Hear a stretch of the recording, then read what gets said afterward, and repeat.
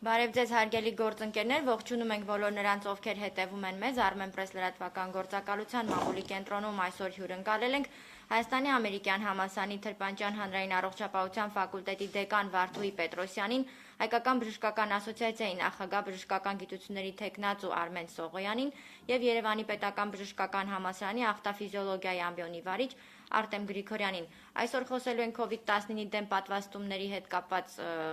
վերջին շրջանում սոցիալական ցանցերում եւ ընդհանրապես հանրային քննարկումներում ծավալվող միֆերից, մոլորեցնող միֆերից մեր մասնագետները կանդրադառնան բոլոր հետաքրքրող հարցերին ու կներկայացնեն իրենց դիտարկումները։ Խնդրեմ, պարոն Սողոյան, ձեզնից սկսենք, մինչ ընդհանուր պատվաստումային գործընթացի հետ կապված տարբեր տեսակետներին անդրադառնալը, կխնդրեմ որպես մասնագետ ձեր դիտարկումները ներկայացնեք, թե պատվաստման տեմպը ինչպիսին է այսօր մեր երկրում, որպես մասնագետներ վերլուծելով իրավիճակը, գոհ եք, առաջընթաց կա թե ոչ։ Առաջընթաց բնականաբար կա եւ ինչքան ավելի է շատանում պատվաստում ստացողների թիվը, դա իր հետևից բերում է նոր պատվաստում ստացողների թվի աճը, այսինքն այստեղ ձնագնդի էֆեկտի հետ մենք գործ ունենք, որովհետեւ չափազանց կարեւոր է, որպեսզի մարդկանց վարքագծի փոփոխության մեջ, որպեսզի պայման ապահովվի, որպեսզի դա լինի նաև պոպուլյար, այսինքն որպեսզի մնացածների նման լինի ինքը, որտեղ մարդկանց մեծ մասը ձգտում է այդ տեսակի վիճակում հայտնվելու եւ ինչքան պատվաստումների տոկոսը բարձրանա, այնքան տեմպը կարագանա։ Դա միանշանակ աքսիոմա է։ Հիմա ընդհանուր ես կներկայացնեմ մի քանի դիտարկումներ։ Նախ սկսենք հենց նույն համավարակից եւ ցանկացած մեծ հնչեղություն ունեցող երևույթից։ Գոյություն ունի համավարակ, գոյություն ունի մարդկանց պատկերացումներ այդ համավարակի մասին, որոնք շատ դեպքերում տարբերվում են բուն համավարակից, եւ գոյություն ունեն շրջանակներ, որոնք օգտվում են այդ տարբերություններից եւ հետապնդում են որոշակի տնտեսական, քաղաքական, հոգեբանական շահեր։ Շատ կարևոր է, որպեսզի մենք հասկանանք այս տարբերությունները, որովհետև եթե ինչ-որ մեկը խոսում է համավարակի մասին, դա ամենևին չի նշանակում, որ ինքը օբյեկտիվ իրականությունն է ներկայացնում։ Ինքը ներկայացնում է ընդամենը իր պատկերացումները, որոնք կարող են պայմանավորված լինել եւ իր անձնական հուզական տեղեկացվածության վիճակով, եւ կարող են պայմանավորված լինել որոշակի շահերով, որով ինքը հետապնդում է։ Հետևաբար մեր քաղաքացիներին խորհուրդ կտանք ցանկացած մարդու ասածը լսելիս հիմք ընդունելուց առաջ հասկանալ ով է խոսում, ինչու է դա ասում, արդյոք ինքը կոմպետենտ է այդ հարցի մասին կարծիք հայտնելու, թե ոչ։ Հիմա գանք վակցինացիաներին։ Ընդհանրապես ամբողջ համաշխարհային բժշկագիտությունը ինֆեկցիոն հիվանդությունների, հատկապես օդակաթիլային եւ այլ տարբերակների դեպքում վակցինացիաներից լավ ճանապարհ դեռևս չի գտել, այսինքն վակցինացիաները իրանք ամենակարևոր առողջապահական միջոցառումն են, որը ընդունված է աշխարհի բոլոր հայտնի, հավաստի, վստահելի գիտական կենտրոնների կողմից։ Հետևաբար որևէ մասնագետ չի կարող վակցինաների դեմ ընդհանուր առմամբ խոսել, եթե ինքը խոսում է կամ դադարում է որպես մասնագետ լինելուց, կամ ինչ որ շահեր ունի, որոնց հետապնդելով խոսում է, եւ ամենազարմանալին նա է, որ առողջապահական միջոցառման վակցինացիայի մասին սկսում են խոսել մարդիկ, ովքեր կապ չունեն առողջապահության հետ։ Կարող է ինչ-որ մեկը, որը մասնագետ չի, չգիտի ինչի համար է վակցինացիան, չգիտի ընդհանրապես իր հետևանքները, կողմնակի էֆեկտները, բոլոր այն հարցերը, որոնք պայմանավորված են, սկսում է կարծիք հայտնել։ Այստեղ մենք գործ ունենք կամ ոչ ճիշտ մոտիվացված անձի հետ, կամ ոչ ճիշտ իրավիճակը գնահատող անձի հետ։ Պարոն Սողոյան, քանի որ իրավիճակը նորություն է, թե մասնագիտական հանրության շրջանում, թե հասարակ քաղաքացիների շրջանում, հարցերը շատ են։ Այս ընթացքում ձեր կարծիքով արդյոք բավարար չափով իրազեկվում է հենց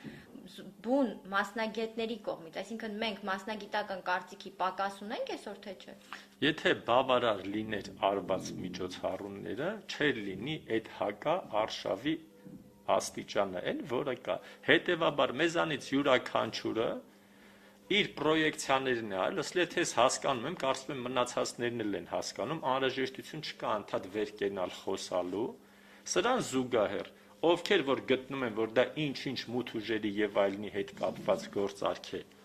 իրանք իրենց պրոյեկցիաներն են անում եւ սկսում են իրենց անհանգստությունները տարածել ուրիշների վրա, արդյունքում ստացվում որ այն մարդիկ, ովքեր ավելի հավասարակշռված են, ավելի գիտակ են, իրենց թույլ չեն տալի անընդհատ ինչ-որ բանի մասին խոսել, այն մարդիկ, ովքեր գործնականում շատ քիչ բան են հասկանում, կամ ամբողջի միջից մի փոքր մասն են վերցնում, ինչ-ինչ շահերի համար սկսում են դա շահարկել, իրանք ավելի ակտիվ են լինում եւ որոշակի դիսբալանս է առաջանում։ Այսինքն մասնագետները պետք է ավելի շատ Այո, հենց այդ վիճակից ելնելով էլ հիմա մենք բավական սկսել ենք ակտիվանալ, որովհետեւ մեր ոչ ակտիվությունը, մեր մասնագիտական ճիշտ քայլեր մտածել անելու ցանկությունը շատ դեպքերում ավելի քիչ է լինում, քան նրանց, ովքեր կոնկրետ շահագրգռված են։ Եվ դրա համար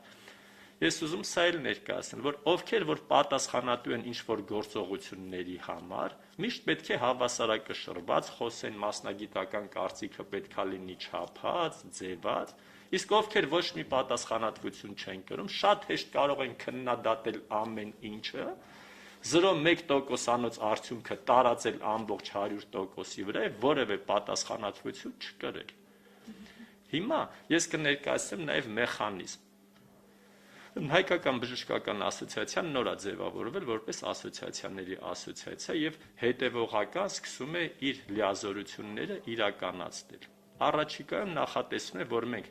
հուշագիր կստորագրենք առողջապահության նախարարության հետ ընդհանուր համագործակցության լայն դաշտի համար եւ բոլոր ընդհանուր առողջապահական քաղաքականությանը վերաբերող բոլոր որոշումները նախորդ միասին կքննարկենք եւ կկարողանանք ավելի լավացնել եւ ավելի զարգացման հնարավորություններ ապահովել, այսինքն այն մեխանիզմները, որոնք մինչեւ հիմա ոչ այդքան լավ միգուցե աշխատում են, հիմա կանոնակարգվելու են եւ շատ ավելի հեշտանալու է մասնագետների ներգրավվածությունը ցանկացած գործընթացին։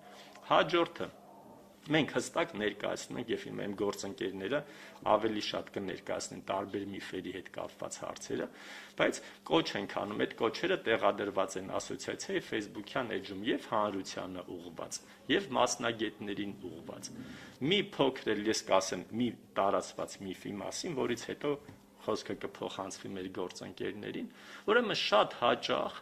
այս տեսակի ինֆորմացիա ոչ մասնագետները կամ մասնագետները, որոնք ինչ-ինչ այլ շահեր են հետապնդում, ներկայացնում են, որ սա ինչ-որ գործընթաց է, ինչ-որ մութ ուժերի կողմից կազմակերպված, որպեսզի մարդկանց թվաքանակը նվազացվի, պատվաստումների արդյունքում մահանան, երեխա չունենան եւ այլն։ Հիմա եթե մենք մեզ թույլ ենք տալի ինչ-որ մութ ուժեր որպես փաստարկ ներգրավել, իսկ ով է ասում, որ այդ մութ ուժերը չեն խոսում այն մարդկանց բերանով, ովքեր դեմ են պատվաստումներին, որպեսզի մարդիկ չպատվաստվեն, հիվանդանան, մահանան եւ բնակչության թվաքանակը նվազի, ինչը այդ մութ ուժերի ցանկությունն է։ Այսինքն, երբ որ մենք գիտական դաշտից դուրս ենք գալիս, ընկնում ենք մեղմ ասած երևակայական դաշտի մեջ, այդտեղ արդեն ոչ մի տրամաբանություն չի աշխատում, բացի տվյալ անձի ներսում եղած խնդիրներից։ Հետևաբար, ցանկացած մարդ, ով որ ներագրավում է տարբեր տեսակին շուտ անհասկանալի, անճանաչելի աշխարհաքաղաքական, չգիտես ինչ ուժերի ցանկացած հարցի հետ կապված, նա կամ չի պատկերացնում ինչից է խոսում, կամ ուղղակի մանիպուլյացիա է անում։ Ով որ process-ի մասին ամբողջական չի խոսում, այլ վերցնում process-ի մի փոքր հատվածը եւ այդ փոքր հատվածի մեջ եղած փոքր թերությունները տարածում է ամբողջ process-ի վրա, նա նույնպես ընդհանրապես մանիպուլյացիայով զբաղված գիտակցաբար կամ չգիտակցաբար։ Հետևաբար մեր լսողները, մեր քաղաքացիները, մեր հետևորդները պետք է այս փաստերին ուշադիր լինեն եւ թույլ չտան օգտագործել իրենց ոչ տեղեկացվածությունը ինչ-ինչ շահերի ծառայելով։ Շնորհակալ եմ շատ։ Խնդրեմ Բեկին Պետրոսյան, հաջորդը ձեզ շարունակեմ այս հարցերի վերաբերյալ։ Ես կփորձեմ անպայման ներկայացնել միջազգային փորձը, գիտական հետազոտական աշխատանքների վրա հիմնված գոյություն ունեցող մասնագիտական կարծիքները, որպեսզի հնարավորինս մեր քննարկումը լինի փաստարկված։ Ասեմ, որ արդեն ամբողջ երկրագնդով մեկ մոտ 6000 միլիարդ դեղաչափ օգտագործված են տարբեր տեսակի պատվաստանյութեր տարբեր երկրներում։ Եվ շատ երկրներ կան արդեն, որտեղ չափահաս բնակչության մոտ 80%-ը պատվաստված է, դրանք հիմնականում բարձր եկամուտ ունեցող երկրներն են, այնպիսի երկրներ ինչպիսին Հյուսիսային Եվրոպայի երկրներն են, Մեծ Բրիտանիան է, Իսրայելն է, Ամերիկայի Միացյալ Նահանգներում մոտ 50%-ից ավել է չափահաս բնակչության պատվաստվածների թիվը։ Նաև ուզում եմ օրինակ բերել, որ օրինակ Չինաստանում ամբողջ չափահաս բնակչության 80%-ից ավելին արդեն պատվաստված է, իսկ Պեկին քաղաքում բնակչության չափահաս բնակչության 97%-ը արդեն ունի պատվաստում։ Ասեմ ավելին, երբ որ նայում ենք բարձր եկամուտ ունեցող երկրներում բուժաշխատողների շրջանում պատվաստվածության աստիճանը, այնտեղ 90%-ի է հասնում երկրների մեծ մասում։ Այսինքն մենք ունենք բուժաշխատողներ, ովքեր վստահում են ապացուցողական հեմքի վրա ստեղծված նյութերին եւ իրենք պատվաստվում են եւ դա բերում է որպես լավ օրինակ քաղաքացիների համար։ Այստեղ մենք նույնպես անելիքներ ունենք, որ բուժաշխատողների շրջանում նույնպես այդ տոկոսը բարձր լինի եւ որոշակի միֆեր նաեւ չգան բուժաշխատողների կողմից կամ երբեմն ուղղակի բժշկական դիպլոմ ունեցողների կողմից, որոնք միգուցե չեն աշխատել կամ արդեն երկար տարիներ չեն աշխատում, չեն կարդում ժամանակակից գրականություն, իսկ այս համավարակի դեպքում խնդրում եմ ուշադրություն դարձրեք, որ նույնիսկ ամսաթիվը, թե այդ նյութը երբ է հրապարակված, շատ կարևոր է, որովհետև եթե 20 թվականին մենք այլ ենթատեսակների հետ գործ ունեինք, նոր կորոնավիրուսի, ներկայումս գործ ունենք այլ ենթատեսակների հետ եւ մոտեցումները, վարքագիծը վիրուսի տարբերվում է։ Այդ պատճառով քաղաքականությունը եւ խորհուրդները եւ բնակչությանը եւ մասնագետներին երբեմն փոփոխվում են, բայց փոփոխվում են, քանի որ նոր գիտական տվյալներ են դառնում մեզ հասանելի, եւ այստեղ բերեմ մեկ օրինակ։ Այդ պատվաստանյութերը, երբ որ ձևավորվում էին եւ կլինիկական փորձարկումներ էր տեղի ունենում, այդ հետազոտությունների ժամանակ հղի կանանց սովորաբար կամ կերակրող կանանց չեն ներառում եւ սա նույնն է ցանկացած դեղագործական միջոց, երբ որ ձևավորվում է, այդ հետազոտական սկզբնական էտապում չեն ներառում այս մարդկանց, քանի որ իրենք համարվում են խոցելի խմբեր։ Երբ որ չեն ներառվում հետազոտական աշխատանքում եւ ինստրուկցիաները գրելիս ավելի զգոն են լինում այն ուրեմն կազմակերպությունները, որոնք ստեղծում են այդ դեղանյութերը, նաեւ պատվաստանյութերը, որտեղ սկզբնական շրջանում, քանի որ տվյալներ չկային, ասում են, որ այս խմբերին պետք չէ դեռևս պատվաստել։ Սակայն երբ որ պոպուլյացիոն մակարդակով, այսինքն բնակչության մոտ արդեն միլիարդներով մարդկանց մոտ տեղի ունենում պատվաստումներ, այսօր օրինակ Միացյալ Նահանգներից 99000 հղի կանանց մասին կան տվյալներ, որոնք պատվաստվել են, եւ այդ տվյալները վերլուծվում են նաեւ այլ երկրներից, Իսրայելից եւ այլ երկրներից կան նմանատիպ տվյալներ, որոնք վերլուծվում են, նաեւ Ռուսաստանից տվյալներ, որոնք վերլուծվում են եւ քանի որ ցույց են տրվում, որ այդ պատվաստանյութերը շատ ապահով են եւ լավ են դրսեւորում նաեւ այս խոցելի խմբերում, դրանից հետո առաջարկները փոփոխության են ենթարկվում։ Այսինքն հիմա, եթե մի քանի ամիս առաջ նայեք, առաջարկվում էր, որ հղիների նկատմամբ ավելի զգուշավոր լինեն պատվաստելիս։ Քանի որ նորանոր գիտական տվյալներ են ի հայտ գալիս, փոփոխության են ենթարկվում այդ առաջարկները։ Եվ ես այստեղ կարող եմ նաև օրինակ բերել ռուսական պատվաստանյութի մասին, քանի որ հունիս ամսվա վերջում իրենց առողջապահության նախարարության կողմից եղավ հայտարարություն այս մասին եւ եղած արդեն տվյալները թույլ էին տալիս այլ գնահատական տալու արդյոք պետք է հղիներին պատվաստել թե ոչ։ Քանի որ հղիները եթե հիվանդանում են այս հիվանդությամբ, կարող են հետևանքները շատ ավելի ծանր լինել եւ արդեն գիտական փաստարկներ կան, երբ համեմատում են հղիներին եւ ոչ հղիներին, թե ինչպես են այս հիվանդությունը տանում եւ տեսնում ենք, որ հղիների մոտ կարող են շատ ավելի ծանր ընթանալ։ Այդ պատճառով որոշում կայացնելիս պետք է հաշվի առնվեն այս բոլոր ռիսկերը եւ որոշում կայացվի լավագույնս։ Եվ դրա համար եմ խնդրում, որ մշտապես ուշադրություն դարձվի, թե այդ նյութերը երբ են հրապարակվել եւ արդյոք առաջարկությունները փոփոխության ենթարկվել են թե ոչ։ Քանի որ հեղիներից խոսեցի, մասնագիտական բազմաթիվ կառույցներ անդրադարձել են այս հարցին եւ իրանց առաջարկները, ռեկոմենդացիաները փոփոխության են ենթարկվել եւ ներկայումս իրենք հորդորում են, որպեսզի նրանք նույնպես մտածեն պատվաստվելու մասին։ Որպես թեմայի շարունակություն, ինչ կասեք կրծքով կերակրող մայրերի պարագայում, արդյոք նրանք նույնպես կարող են պատվաստվել, ինչ ուսումնասիրություններ կան։ Այո, եղած ուսումնասիրությունները նաև ներառել են կրծքով կերակրող կանանց, եւ ուսումնասիրությունները ցույց են տալիս, որ այդ հակամարմինները, որ իրենց մոտ առաջանում են, նաև կարող են անցնել իրենց նորածիններին եւ նորածիններին նույնպես պաշտպանություն են առաջարկում վարակից, այսինքն եւ ոչ մի կողմնակի էֆեկտներ չեն նկատվել կերակրող կանանց մոտ, որոնք տարբերվում են սովորական բնակչության մոտ հանդիպող կողմնակի էֆեկտները։ Շատ լավ, եթե կարելի է նաև անդրադառնանք հաջորդ տարածված կարծիքներին, որ մտավախություն կա պատվաստանյութը կարող է ազդել վերարտադրողական առողջության վրա, երևի դուք անդրադառնաք։ Պետրոսյան անդրադառնա, ես կշարունակեմ։ Հա, այդ հարցը նույնպես ուսումնասիրված է մասնագետների կողմից եւ տեսեք, ոչ թեորապես հայտնի մեխանիզմ գոյություն ունի։ Ցավոք սրտի եղան որոշակի հրապարակումներ, որոնք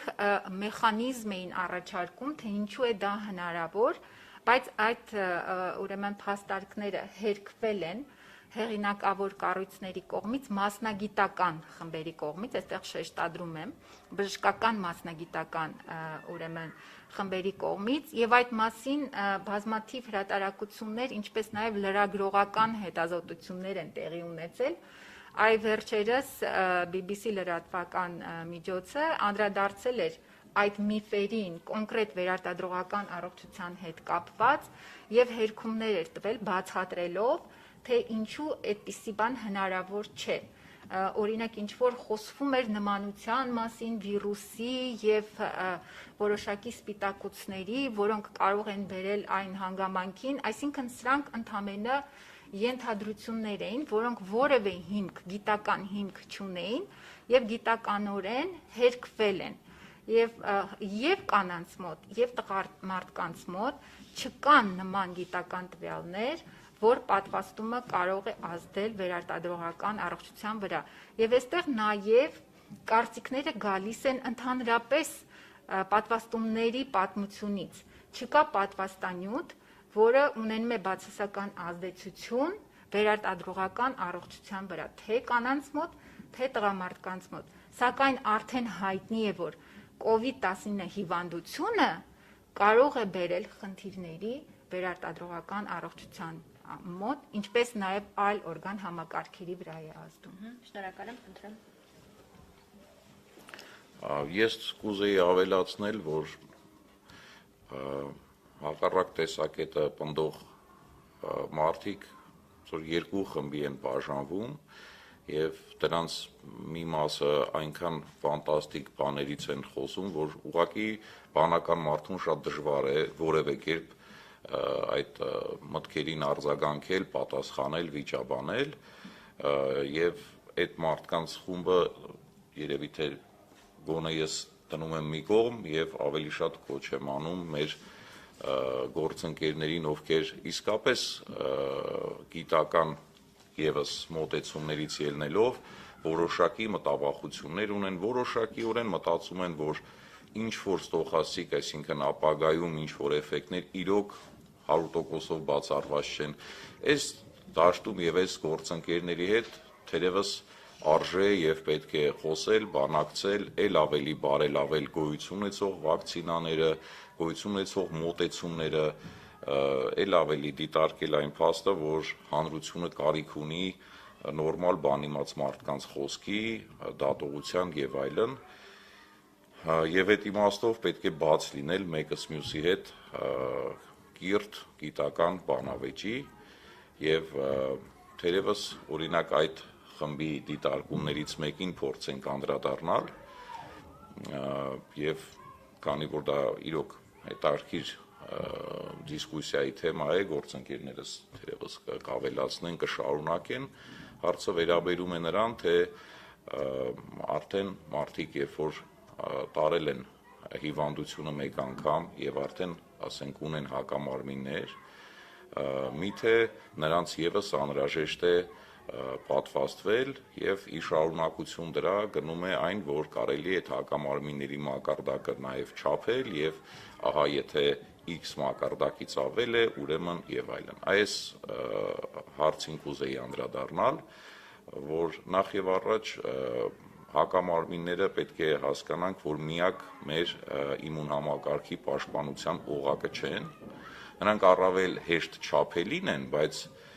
դրանից բացի մենք ունենք բջջային իմունիտետ, որի գնահատականը տալու համար շատ ավելի նուրբ լաբորատոր աշխատանքի անհրաժեշտ է։ Ինչևէ որոշակի ցուցանիշ է, բայց եթե այլ հիվանդությունների համար, որոնք մեզ վաղուց են հայտնի, կրկին վաղուց մենք գիտենք, թե հակամարմինների որ տիտրի, որ մակարդակի դեպքում մարդը 99 եւ ավելի տոկոսով պաշտպանված է եւ կարիքը չունի պատվաստման, իսկ ահա այսինչ ցուցանիշի դեպքում ոչ, քանի որ այստեղ տվյալները շարունակ շատանում են, ավելանում են, այդպիսի պատկերացում ես կարծում եմ մենք մոտ ապագայում, միգուցե մի քիչ շուտ, մի քիչ ուշ, բայց կունենանք, խոսքը ասենք թե չգիտեմ, առնվազն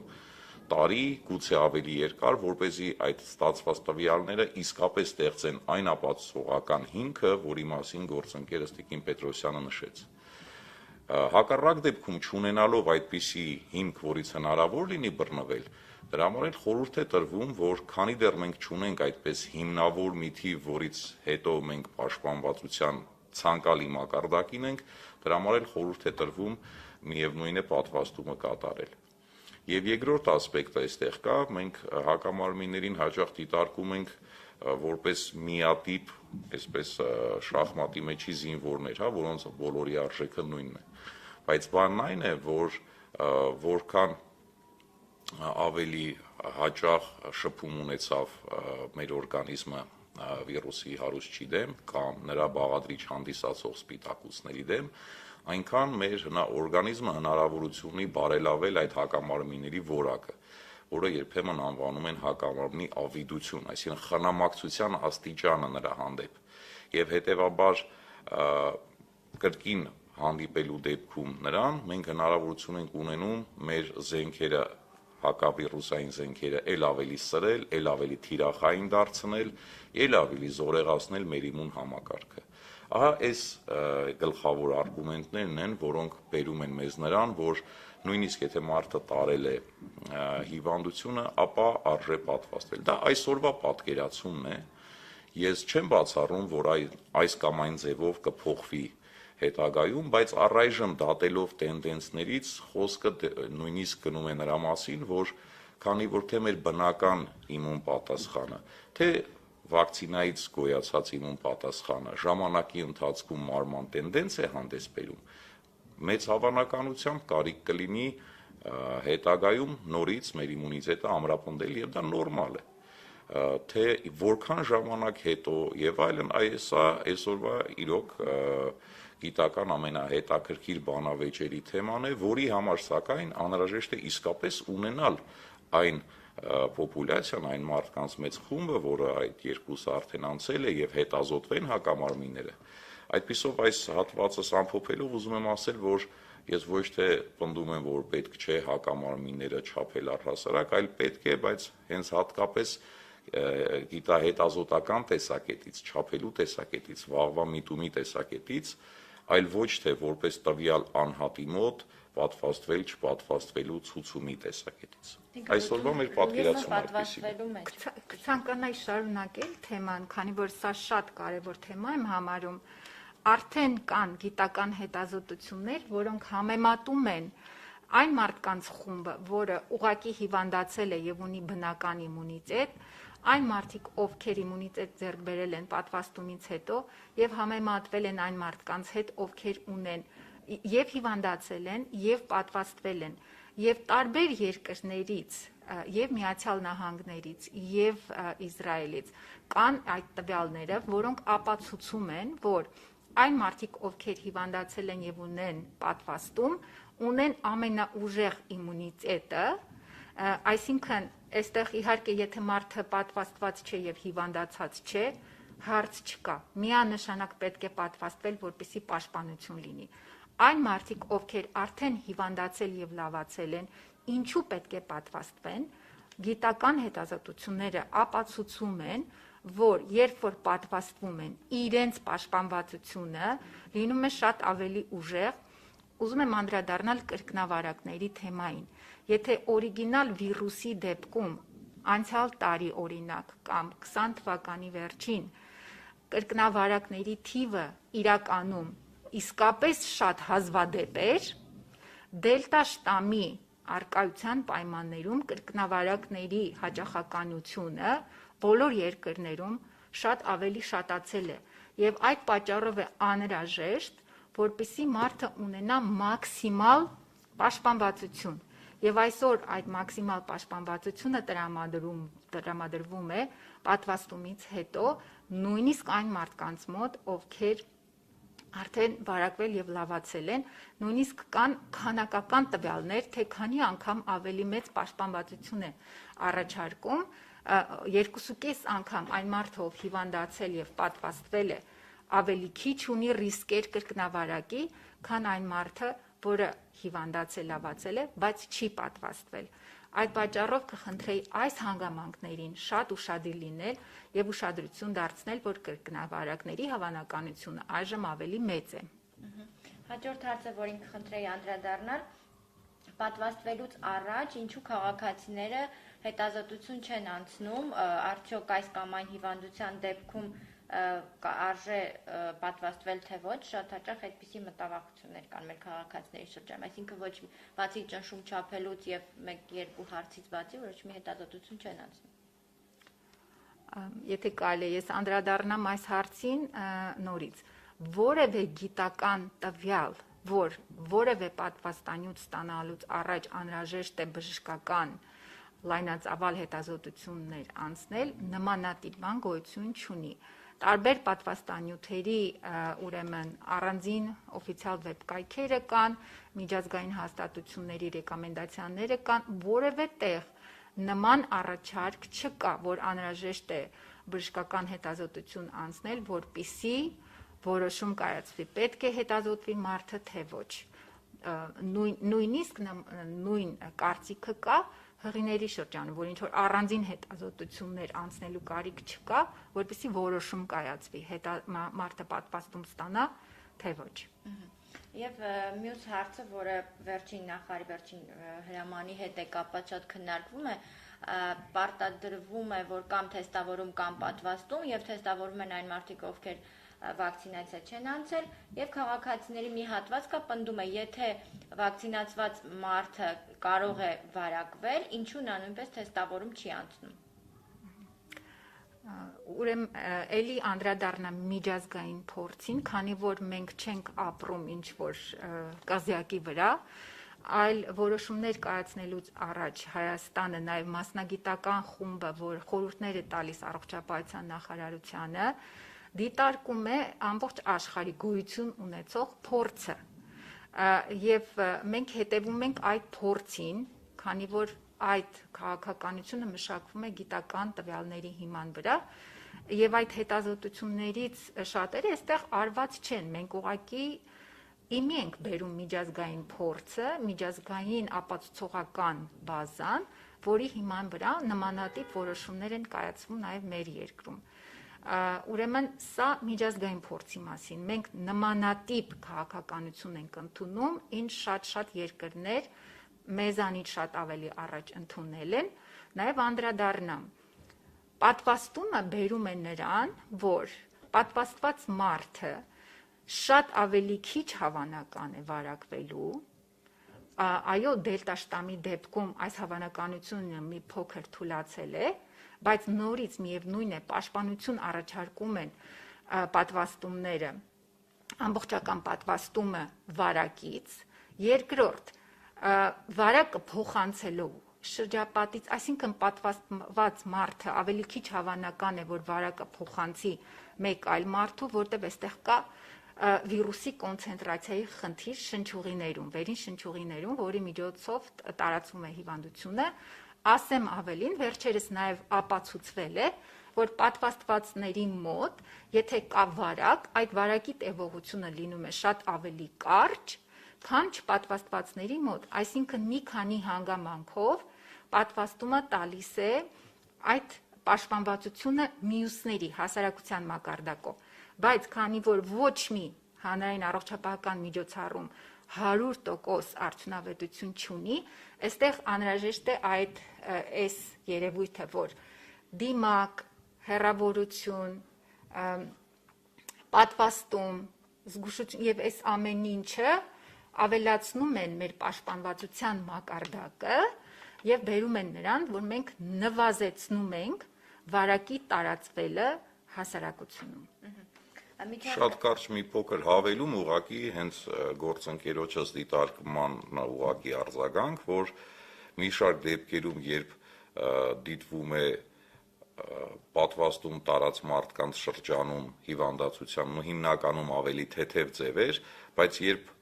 ուսումնասիրվում է, թե բա ինչի տենց ստացվեց, պատճառների մի մասը հենց այն ճակերտավոր արխայնությունն է,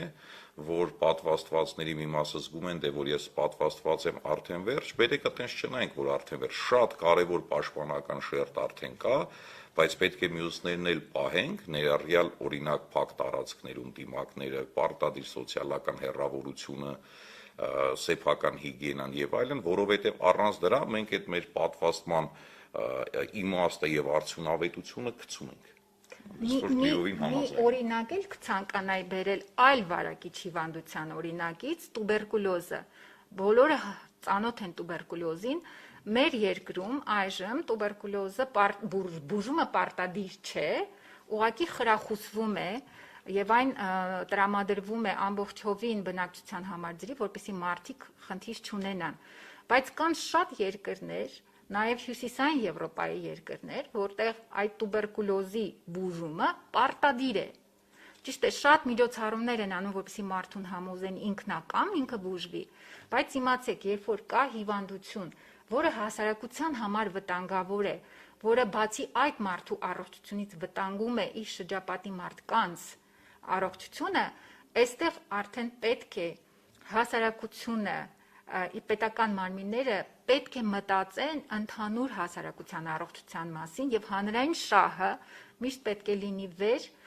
այդ մեկ անձի շահից։ Այստեղ այլ օրինակ բերելու մասին է խոսքս։ Կոլեգայից խոսքը կցանկանայի շարունակել, երբ որ մեկ պատվաստանյութի դեղաչափ ստացած մարդիկ կարող են հիվանդանալ անզգուշության պատճառով, ես մեկ այլ խնդրի մասին եմ ուզում խոսել, որը միգուցե բարձր եկամուտ ունեցող երկրներում չկա, սակայն գոնե նախկին խորհրդային երկրներում հնարավոր է կեղծ սերտիֆիկատ ստանալու այդ փաստը։ Եվ ինչով եմ սա շատ վտանգավոր համարում, երբ որ մարդիկ կեղծ սերտիֆիկատ են ստանում պատվաստման, եւ հետո իրենք հիվանդանում են ծանր, ծայրահեղ ծանր եւ նույնիսկ կարող են մահանալ, դա կարող է անդրադառնալ պատվաստման գործընթացի վրա։ Ես կխնդրեմ, կհորդորեմ եւ քաղաքացիներին եւ բուժաշխատողներին զերծ մնալ այ պատվաստման թերթիկները կեղծելուց։ Սա իրականում նախկին խորհրդային երկրներում կա այդ խնդիրը, որ կարող է աղավաղել պատկերը։ Շատ վտանգավոր է դա, ես կարծում եմ կներեք, որ ընդհատում եմ, բայց ես չէի նույն հավասար պատասխանատվության մեջ դիտարկել, որովհետև ինչ որ մի թող ինձների այդ տեսականորեն այդ մարդը, անգրագետ մարդը ասում է, եթե ես պետք է օրինակ ինչ որ պշռներ հանձնեմ, գումարային, ես միանգամից ձեռք բերեմ, էժանով պրծնեմ այս պետությունից կոպիտ ասած, նա հլը ինչ որտեղ կարող է եւ այտենց մտածել, բայց եթե հանկարծ օրինակ բուժաշխատողի մտքով է տենց բան անցնում, դա այնքան զարհուրելի բան է, որ պարզապես դա բացարձակ մերժելի է, նա դրանով իսկ մասնակցում է այդ մարդու սպանությանը, կարող է շատ եմ չափազանցնում, բայց ես հենց այդպես եմ դա դիտարկում եւ ամենա խիստ ձևով դա դատապարտելի է, ես չգիտեմ, էմոցիոնալ դաշտում եմ ասում, բայց դրան համապատասխան ըստ երևույթին իրավաբանական մոտեցումներ էլ կան, բայց դա բժշկի մասնագիտությանը ամենաանհարիր բանն է, որ կարող է լինել։ Ես մի այսպիսի հարց եմ ուզում տամ, մանրամասը ներկայացրեցիք բոլոր հնարավոր միֆերի հետ կապված, բայց որպես մասնագետ, երբ որ դուք ընթերցում եք, վերլուծում եք կամ ձեր աչքի տակ ընկնում են նման միֆեր, տեղեկություններ, կարող եք 1-2 առանձնացնել, որ առավել շատ ձեզ մոտ զարմանք, միգուցե զավեշտ է առաջացրել, չգիտեմ, նույնիսկ տեսանյութեր էին հրապարակվում, որ վակցինացված հատվածում կոպեկը դնում ես եւ կպնում է, ծիծաղ առաջացնում, բայց ինչ այդպիսի դեպքերի եք հանդիպել, որ դուք որպես մասնագետ տեսել եք եւ ձեզ համար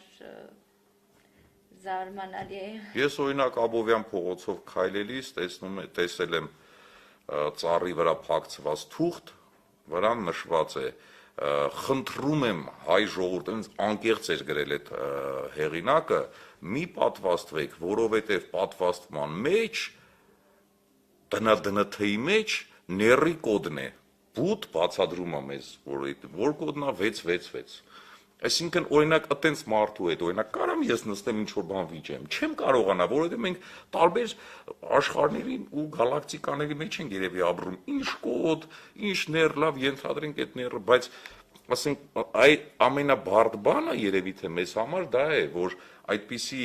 գործընկերոջը սիրած խոսքով ասեմ մարտնչող տգիտության դեմ շատ դժվար է որևէ բան անել։ Դրա համար մեր ընդհանուր գլոբալ իմ հույսը նրանում է, որ որքան կրթական ցենզը ընդհանուր առմամբ բարձր է մեր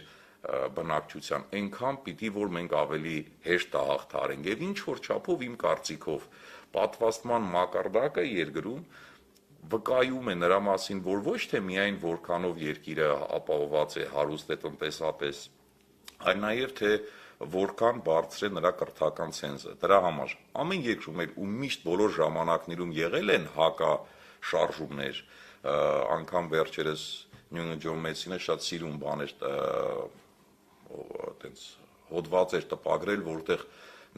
երևում է ասենց մոտավորապես 1920-ական թվականների ասենց պաստառ, որի վրա գրած է դիմակ չկրողներով եկեք հավաքվենք, չգիտեմ որտեղ իրանց մոտ, ասենք թե չգիտեմ Նյու Յորքի ինչ-որ մի տեղում, իսպանկայի ժամանակ դեռ, այսինքն մոտ մի 100 տարի առաջ, այսինքն միշտ էլ եղել են տենց բաներ, դա նորմալ է որ կան, ինչ որ ազդեցություն պետք է հակազդեցություն ծնի։ Բայց այդ տենց ձեր ասած ծիծաղալու բաները, երբ որ ասում են ծիծաղում ես, բայց հետո ինչ որ մեկը մահանում են։ Տիկին Պետրոսյան, դուք ինչի եք ականատես եղել, որ ձեզ շատ զարմացրել է։ Կներեք, ես զավեշտալի չասեմ, մի վտանգավոր վերջերս հնչեցված թվի մասին ցանկանայի խոսել, որտեղ աղբյուր չէր նշված 35,000 վիժումներ էին մեջ բերվում ցավոք սրտի, ես կցանկանայի եւ դա գիտեք ես խիստ անհանգստանում եմ, որովհետեւ դա կարող է արժենալ մեր բարեկամների, մեր հարազատների, մեր ընկերների կյանքը, որովհետեւ դա հետ կպահի պատվաստվելուց եւ նա կարող է մահանալ, բայց ուզում եմ մի շեշտադրում էստեղ անել, ինչպես պետք է անդրադառնանք այս լուրին։ Ուրեմն տեսեք, վերցնենք հղիներին եւ վիժումները։ Ուրեմն մինչև կովիդը նույնպես հղիների շրջանում կա վիժումներ եւ դա հայտնի է գիտությանը 11-ից 16% դեպքերը հղիությունների ունենում են վիժումներ եւ բնականաբար նաեւ պատվաստված հղիների մոտ կարող են լինել վիժումներ ինչ ենք անում որ հասկանանք դա պատվաստումից էր թե այդ բազմաթիվ այլ ֆակտորներից համեմատում ենք վիժումների տոկոսը պատվաստված եւ չպատվաստված հղիների մոտ եւ արդեն կա նման հետազոտություն, որը ցույց է տալիս, որ պատվաստված հղիների մոտ այդ թիվը կազմում է մոտ 12%, իսկ մինչեւ կովիդյան ուրեմն տոկոսները, ասում եմ, 11-ից 16% են տատանվում, այսինքն սա ապացուցում է, որ պատվաստումը հղիների մոտ չի բերում վիժեցման կարող են բերել այլ բազմաթիվ պատճառներ, հանգամանքներ եւ կան համակարգեր երկրներում, որ կարող են մոլորեցնող լինել։ Կա բաց համակարգ, օրինակ հենց Մեծ Բրիտանիայում, Ամերիկայի Միացյալ Նահանգներում ցանկացած մարդ կարող է այնտեղ գրի ցանկացած ինչ-որ մի բան, որ ինքը մտածում է, որ վակցինացիայի հետ կապ կարող է ունենալ։ Այդ տվյալները արված են նրա համար, որ մաքսիմում ինֆորմացիա հավաքվի, բայց կա գիտական համայնք, հատուկ հանձնաժողով, որը ուսումնասիրում է դեպքերը եւ հասկանում, դա որևէ կապ ունի պատվաստման թե ոչ։ Սա առաջի դեպքը չի, որ այս աղբյուրը շահարկվել է որոշ խմբերի կողմից միսինֆորմացիա, կեղծ ինֆորմացիա տարածելու մեր բնակչության մոտ։ Նման բան չկա։ Վիժումները չեն շատանում պատվաստման պատճառով։ Շնորհակալ եմ շատ, դուք ավելացնելու մի փոքր բան մի փոքր ես ավելացնեմ ուղղակի պատասխանատվության եւ անպատասխանատվության մասին։ Ինչպես ասվեց, այն մարդիկ, ովքեր բժիշկներ են, պատասխանատու են առողջապահության համար, բոլոր գործողությունները պետք է համապատասխանացնեն եղած կարգերին, ստանդարտներին, օրենքներին եւ այլն, իսկ քննադատողների ճնշող մեծամասնությունը չունի որևէ պատասխանատվություն եւ իր ասացի կամ չասացի համար ոչ մեկը իրան պատասխանատվության չի ենթարկում, իսկ պատասխանատուի ասածը կամ արածը կարող է բավական խիստ քննարկումների եւ պատասխանատվություն առաջացնել։ Հետևաբար, հիմա մի քիչ չի սազում, բայց ես մի անեկդոտ կպատմեմ։ Մի կոլեկտիվում որոշում են մեկին պարգևատրել եւ ասում են ով է դեմ։ Մեկ ասում է ես դեմ եմ։ Ինչու եք դեմ։ Որովհետեւ նրա աղջիկները անբարոյական են, տղաները նարկոման։ Ասում են բայց կներեք, նա ոչ տղա ունի, ոչ աղջիկ ունի, ամուսնացած էլ չի։ Դե ես հիմա ասեցի, դուք ոնց գիտեք։ Մեր քննադատողների ճնշող մեծամասնությունը նմանվում են այն մարդուն, ում համար կարևորը վարկաբեկել, ինչ որ վատ բան ասելն է, մնացածը դե ինչ ուզում է թող լինի, մեկ է իրան դրա համար ոչ մեկ պատասխանատվության չի ենթարկացնելու։ Եվ մենք բոլորս գիտենք, որ պատվաստումները դրանք պանացեա չեն, այսինքն 100%-անոց իդեալական որևէ բան մարդկությունը իր ամբողջ գոյության ընթացքում երբեք չի ստեղծել, բայց այլընտրանք այսօր պատվաստումները չունեն։ Շնորհակալ եմ, որպես լուծում փաստորեն եկանք այն եզրամգան, որ մասնագետները պետք է շատ խոսեն, որպես տեղեկատվական բացը լրացվի եւ կարողանանք ճիշտ հասցնել ինֆորմացիա։ Մենք երևի կսկսենք մեր արդեն կոչերը եւ նյութերը թեկուս փողով Facebook-ում գովազդել, ոչինչ, մի քիչ ֆինանսական ծախս կալենք, բայց գոնե տարածվածությունը ավելի շատ կլինի։ Շնորհակալություն շատ, ձեր գործերին հաջողություն, առողջություն բոլորին։